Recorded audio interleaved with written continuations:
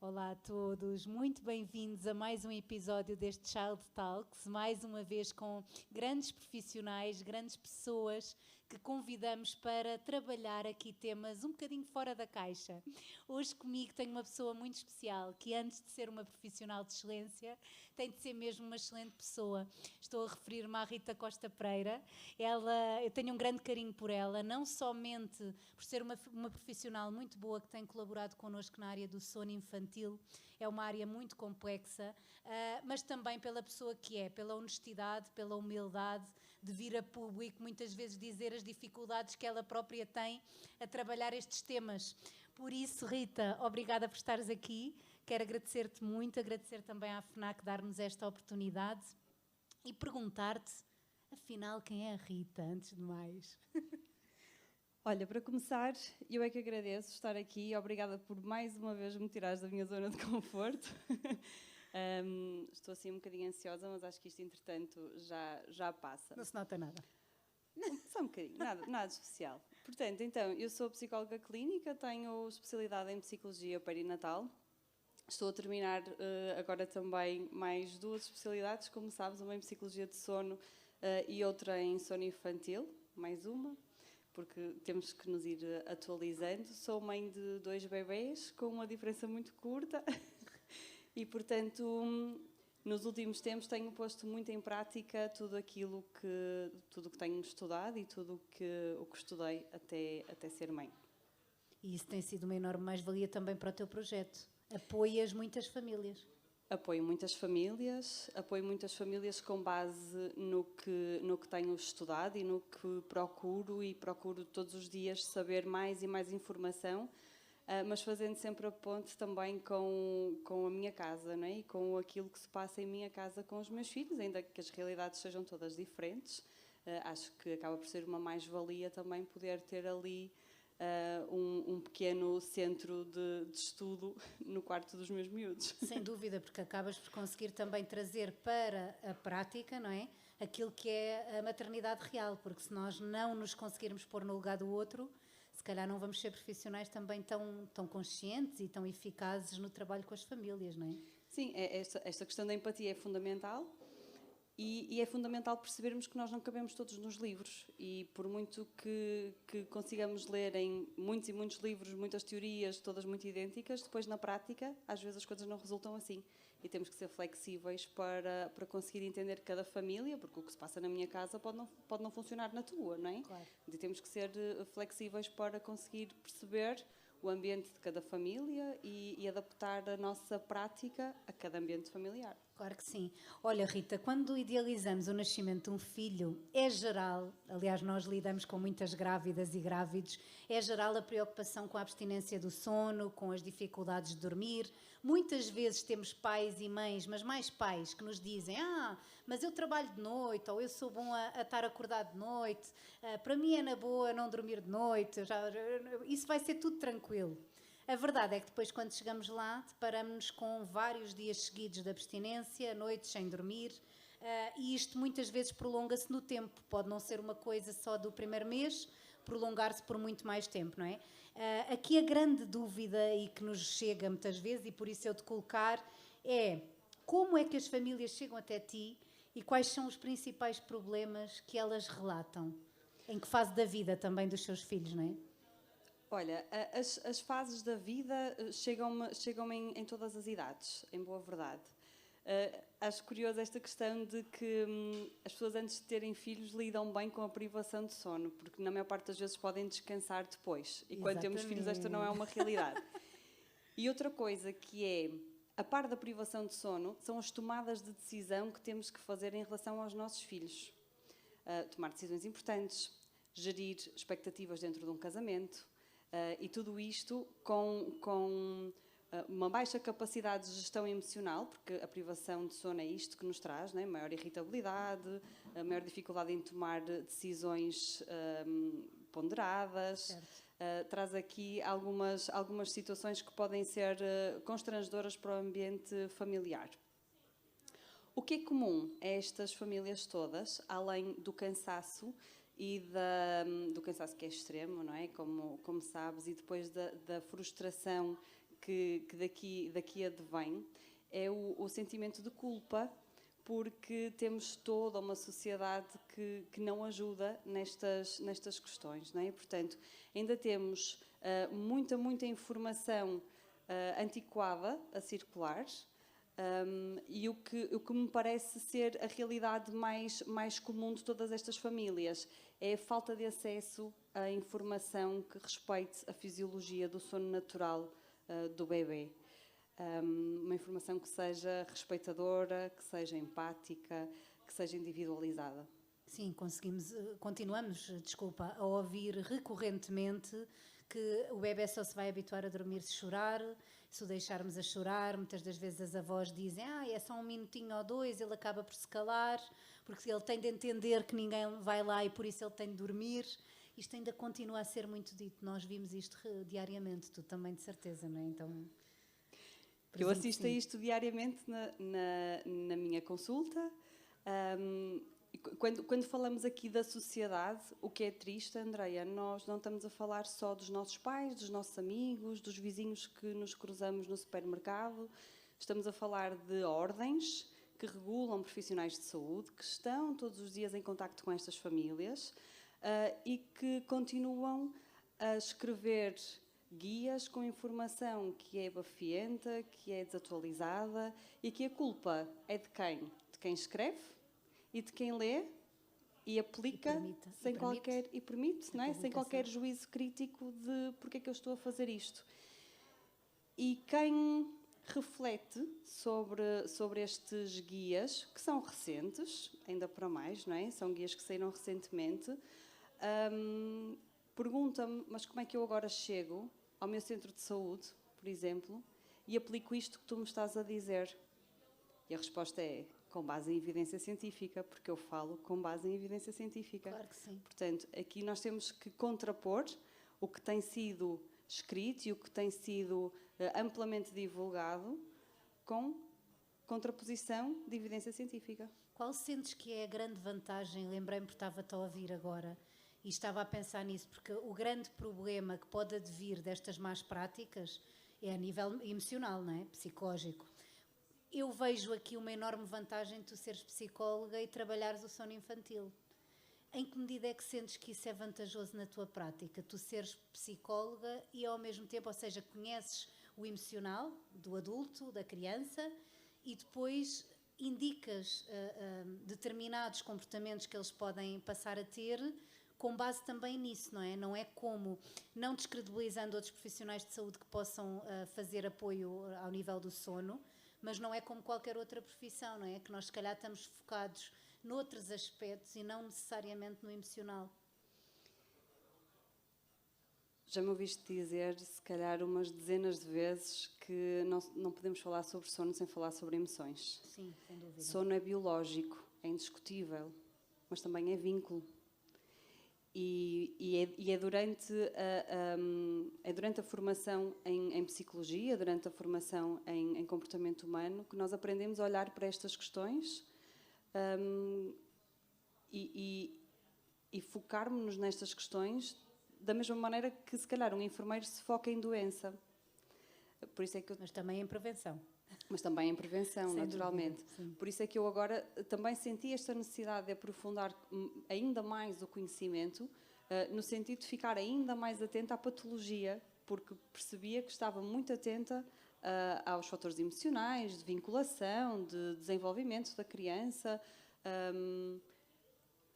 Trabalhar sono, olhar para o sono só de forma isolada, caímos no risco de aconselharmos pais a fazerem técnicas gentis, com muitas aspas aqui,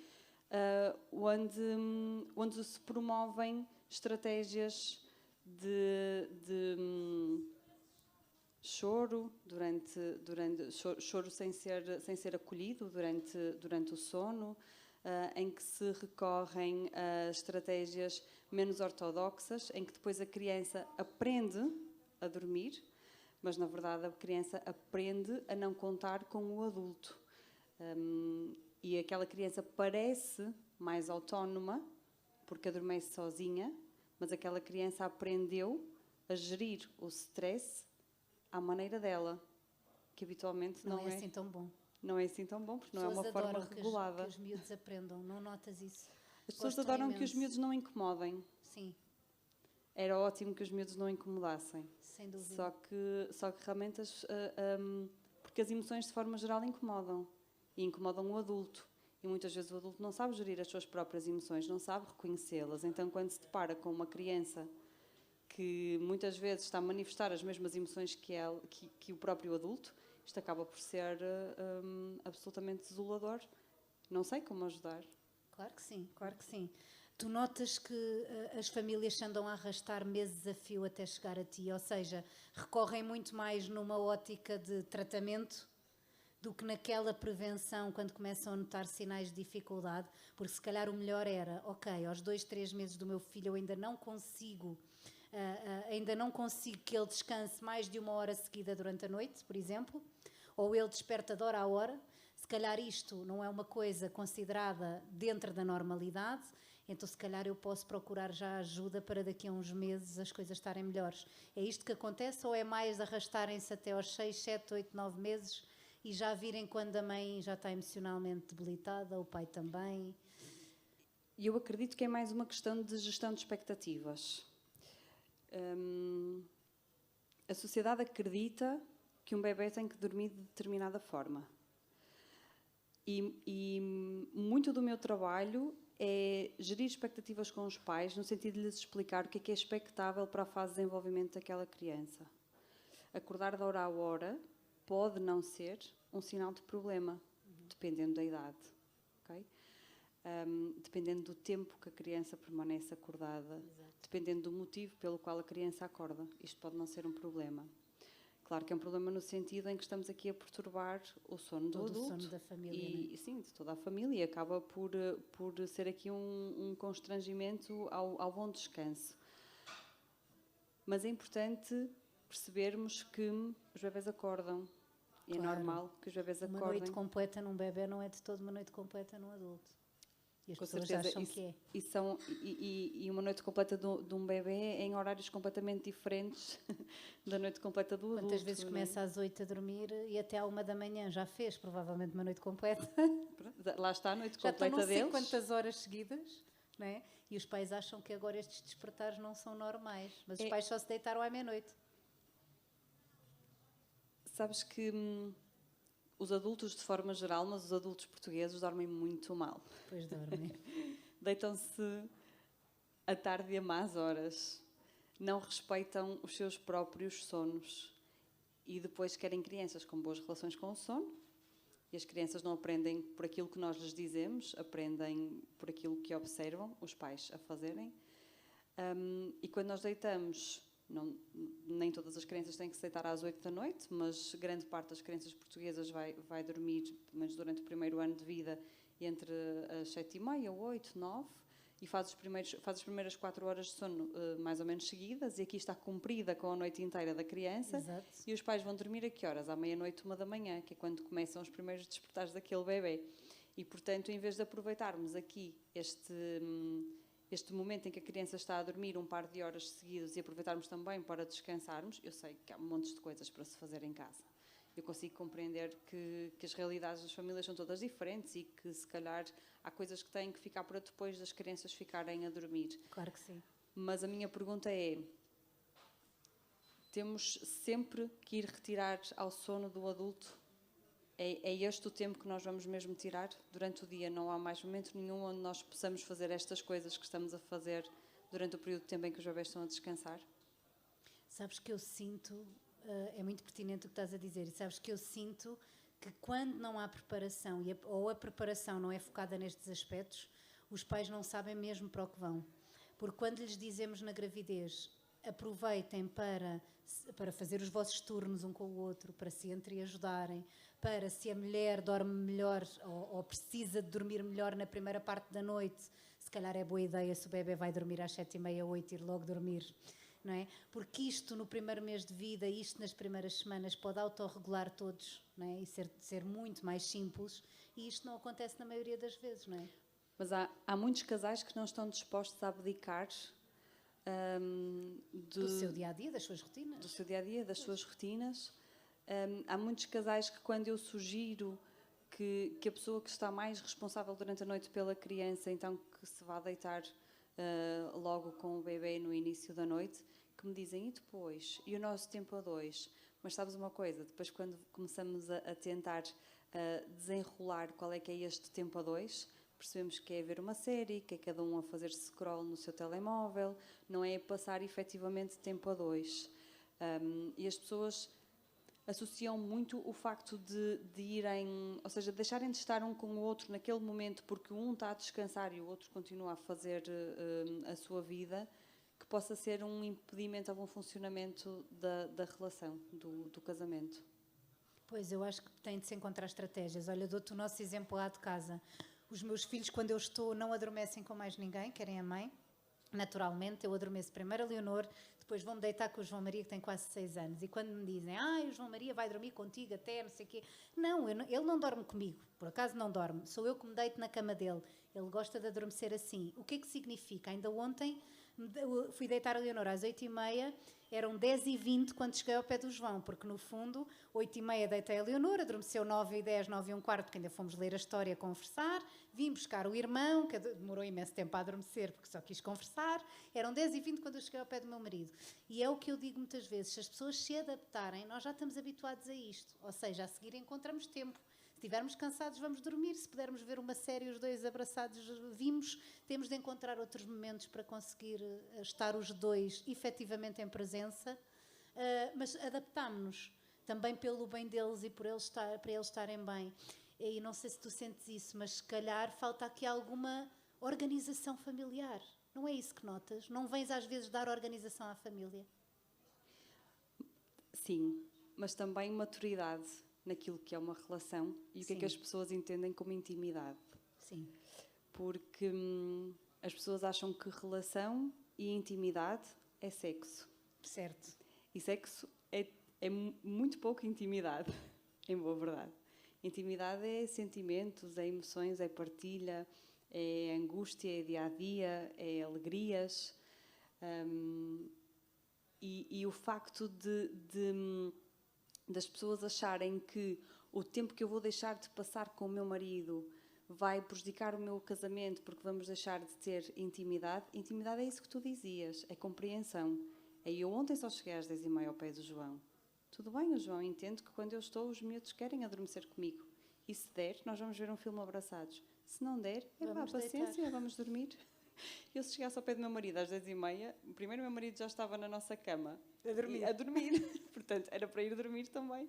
Então, a intimidade tem que se construir em outros momentos. E às vezes é preciso fazermos esta pausa, respirar fundo com as famílias, com os casais, organizar, arrumar as coisas nas caixinhas, organizar, às vezes não tanto as rotinas, mas organizar aqui um bocadinho esta estrutura de pensamento, que às vezes está muito enraizada, porque os nossos pais também iam nos deitar. Exato. Né? E depois iam fazer coisas os dois, né? Viam televisão, passavam ali tempo os dois e agora...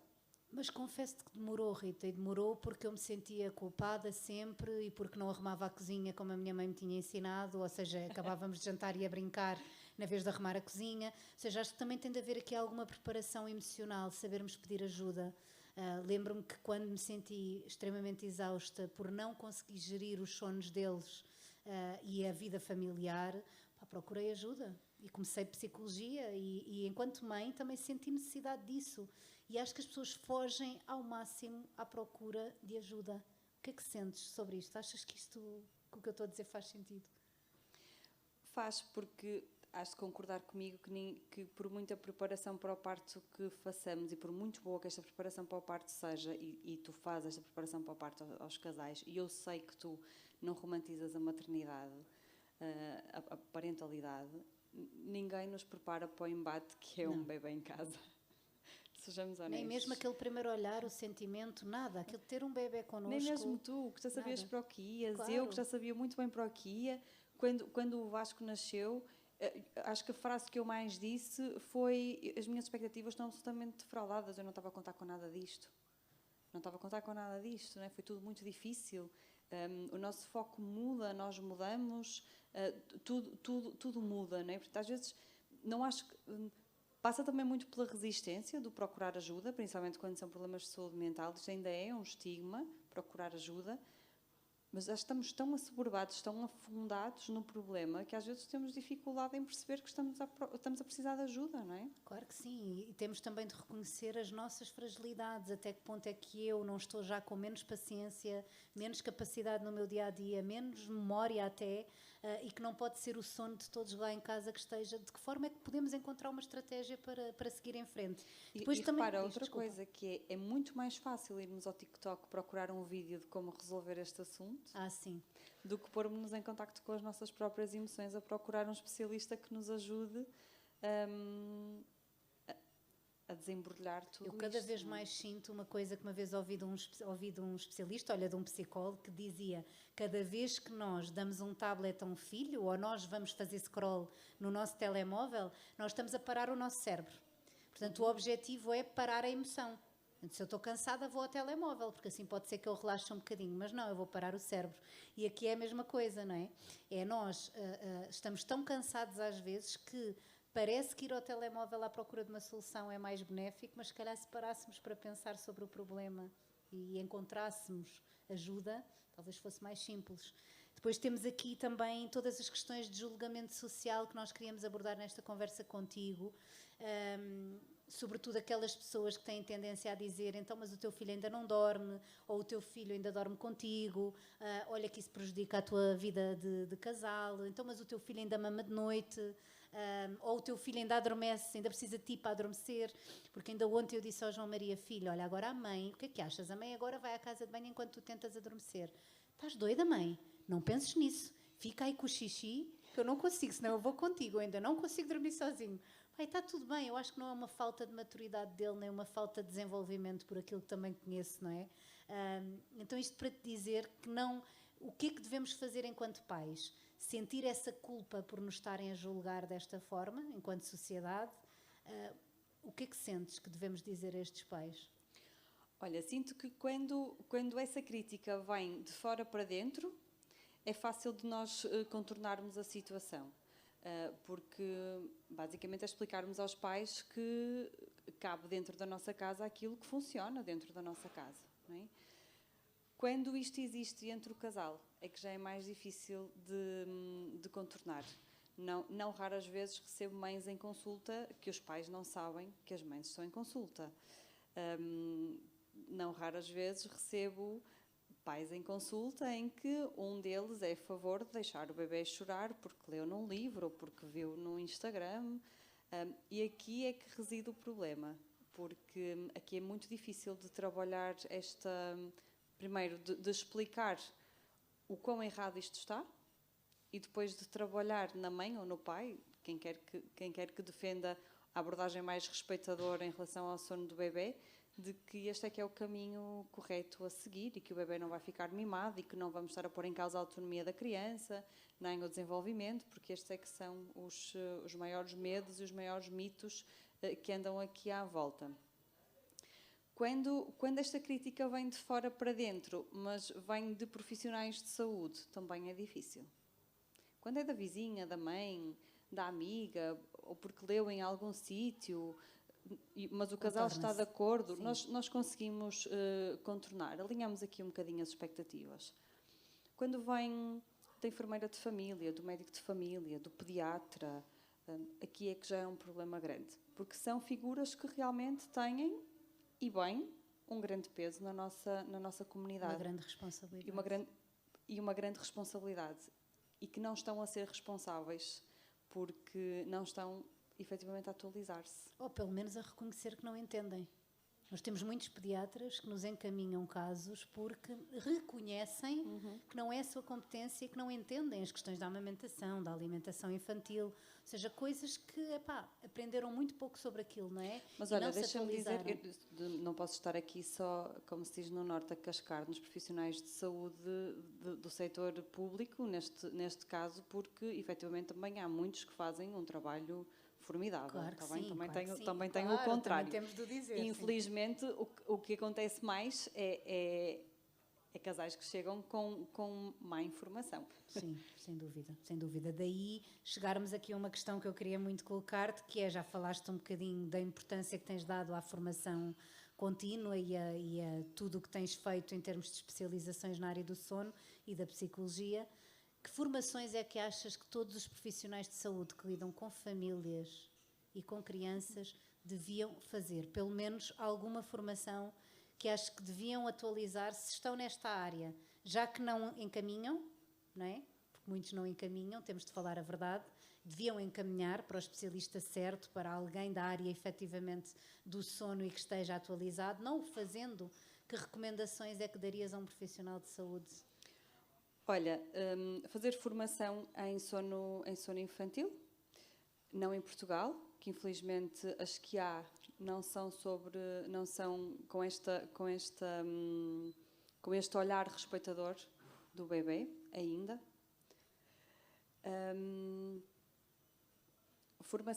Alguma formação em comportamento humano, mas mais do que isso, desenvolver a competência da empatia, porque às vezes só isso já chega, só o validar, acolher as dúvidas, compreender, perceber que realmente é difícil, já dá um quentinho no coração. E se formos pela responsabilidade do género, ok, ter noção que uma má recomendação pode impactar muito, não necessariamente fisicamente aquela família, mas emocionalmente. Podemos derrubar muito as rotinas, um dia-a-dia e o emocional daquelas crianças, que eu creio que é o que está mais em jogo, não é? Sabemos as duas e acho que é um dos fatores que nos faz trabalhar juntas há tanto tempo, que para trabalhar nesta área é preciso ter uma responsabilidade muito grande em relação àquilo que nós dizemos aos pais, porque quem nos procura-nos já nos procuram desesperados e o que quer que a gente lhes diga, eles vão aplicar. Exato. Portanto, eu deixo aqui para refletirmos. Se disser a uma mãe ou um pai para deixarem um bebê chorar no berço e lhes explicar técnicas de afastamento intermitente a este bebê, não é? De irmos deixando o bebê cada vez mais tempo chora não sei sozinhos. quanto tempo, Exatamente. Nem queria estar a explorar muito, mas não, é mais ou menos explorar isso. Mais, sim. Minha pergunta é: qual é o impacto que isto tem no bebê? Qual é o impacto que isto tem naqueles pais? Porque nós sabemos que em adultos saudáveis, estamos aqui na FNAC, se algum bebê chorar, todos viramos a cabeça para ver o que é que se está a passar com aquele bebê. Se o choro persistir, habitualmente as mulheres viram a segunda vez a cabeça mais rápido do que os homens, mas os homens também voltam a olhar. Estás-me a arrepiar. Eu já percebi isto nos meus filhos. Ainda outro dia no supermercado um bebê começou a chorar e eles olharam de imediato, assim como eu e o meu marido. E a seguir dizem-nos, mamãe, está a chorar. Está a chorar o bebê.